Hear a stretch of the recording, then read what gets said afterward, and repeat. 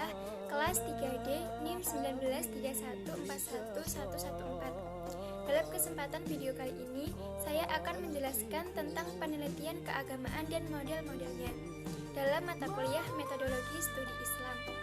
Metodologi berasal dari bahasa Yunani, metodos dan logos. Kata metodos terdiri dari dua suku kata, yaitu meta yang berarti melalui atau melewati dan hodos yang berarti jalan atau cara. Metode berarti suatu jalan yang dilalui untuk mencapai tujuan. Logos artinya ilmu. Metodologi adalah ilmu-ilmu atau cara yang digunakan untuk memperoleh kebenaran, menggunakan penelusuran dengan tata cara tertentu dalam menemukan kebenaran tergantung dari realitas yang dikaji. Study berasal dari bahasa Inggris. Study yang mempunyai arti mempelajari atau mengkaji, yang berarti pengkajian terhadap Islam yang secara ilmiah, baik Islam sebagai sumber pelajaran, pemahaman maupun pengalaman.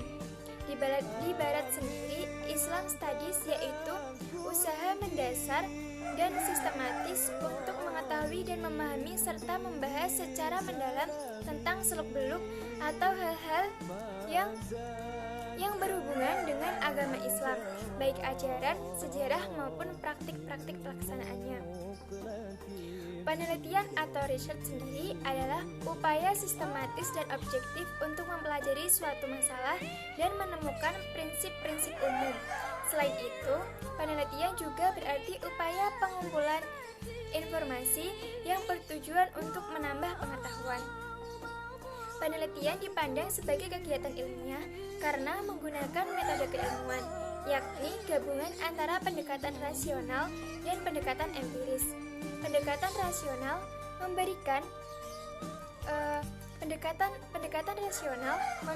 kerangka pemikiran yang koheren dan logis, sedangkan pendekatan empiris merupakan kerangka pengujian dalam memastikan kebenaran.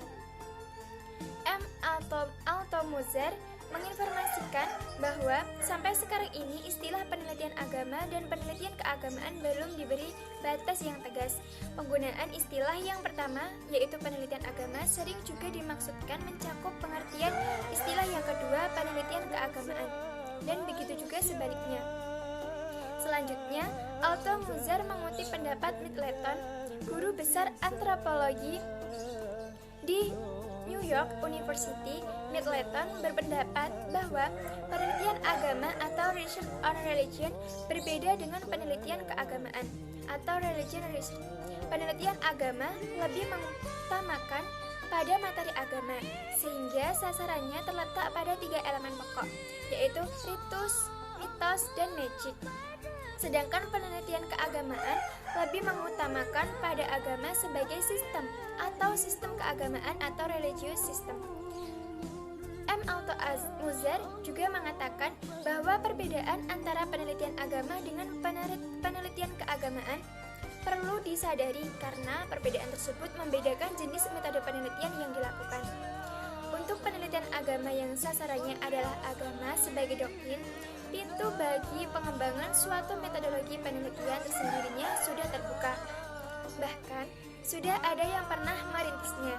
Adapun ilmu ushul al-fiqh sebagai metode untuk istinbat hukum dalam agama Islam dan ilmu mustalah al-hadis sebagai metode untuk menilai akurasi sabda Nabi Muhammad SAW merupakan bukti bahwa keinginan untuk mengembangkan metodologi penelitian tersendiri bagi bidang pengetahuan agama ini pernah muncul. Untuk penelitian keagamaan yang sasarannya agama sebagai gejala sosial, kita tidak perlu membuat metodologi penelitian tersendiri. Ia cukup meminjam metodologi penelitian sosial yang telah ada.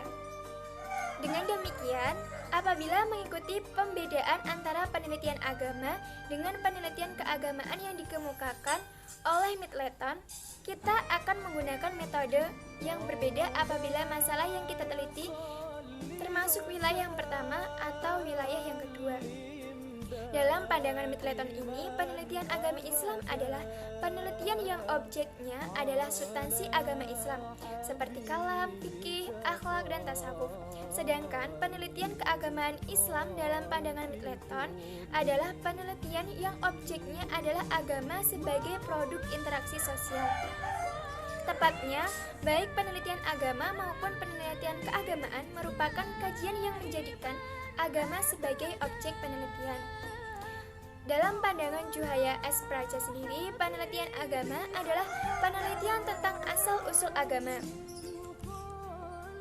Dalam pandangan Juhaya S. Praja, penelitian agama adalah penelitian tentang asal-usul agama dan pemikiran serta pemahaman penganut ajaran agama tersebut terhadap ajaran yang terkandung di dalamnya. Dengan demikian, jelas Juhaya terdapat dua bidang penelitian agama, yaitu sebagai berikut.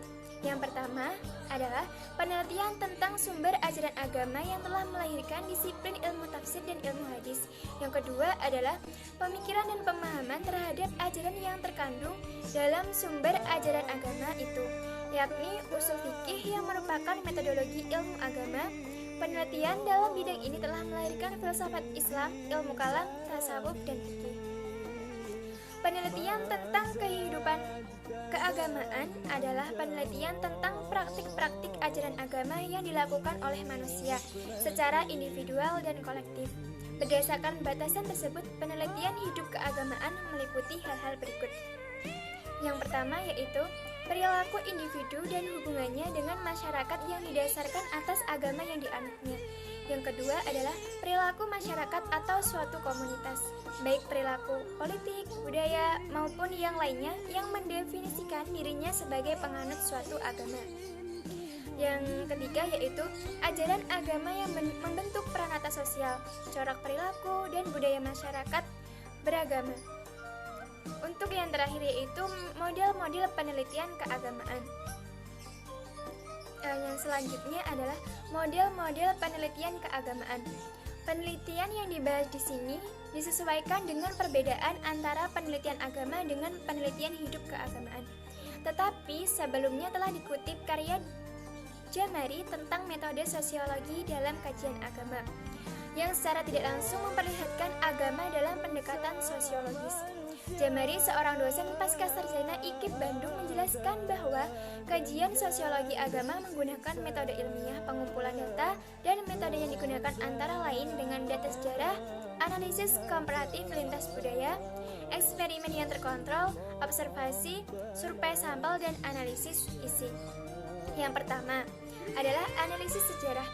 Sosiologi tidak memusatkan perhatiannya pada bentuk peradaban pada tahap permulaan pada waktu tertentu atau etnografi, tetapi menerangkan realitas masa kini, yaitu realitas yang berhubungan dengan diri kita dan bisa mempengaruhi gagasan dan perilaku kita. Supaya kita mengerti persoalan manusia sekarang, maka kita harus mempelajari sejarah masa silam yang digunakan sebagai metode analisis atas dasar pemikiran bahwa sejarah dapat menyajikan unsur yang mendukung timbulnya suatu lembaga. Pendekatan sejarah bertujuan menemukan inti karakter agama dengan meneliti sumber klasik sebelum dicampuri dengan yang lain. Dalam menggunakan data historis, sejarawan cenderung menyajikan detail dari situasi sejarah dan eksplanasi tentang sebab akibat suatu kejadian. Sedangkan sosiologi lebih tertarik dengan mencari pola hubungan antara kejadian sosial dengan karakteristik agama. Berikut beberapa pakar yang telah menggunakan analisis historis. Yang pertama, Talcott Parsons dan Bella ketika menjelaskan evolusi agama. Yang kedua adalah Berger dalam uraiannya tentang memudahnya agama dalam masyarakat modern. Yang ketiga adalah Max Weber ketika menjelaskan sumbangan teologi Protestan terhadap lahirnya kapitalisme. Yang kedua adalah analisis lintas budaya. Dengan membandingkan pola sosial keagamaan di beberapa daerah kebudayaan, sosiolog dapat memperoleh gambaran tentang korelasi unsur budaya tertentu atau kondisi sosiokultural secara umum. Weber mencoba membuktikan teori relasi antara etika Protestan dengan kebangkitan kapitalisme melalui kajian agama dan ekonomi di India dan Cina. Yang ketiga adalah eksperimen. Penelitian yang menggunakan eksperimen agak sulit dilakukan dalam penelitian agama. Namun, dalam beberapa hal, eksperimen dapat dilakukan dalam penelitian agama. Misalnya, untuk mengevaluasi perbedaan hasil belajar dari berbagai model pendidikan agama.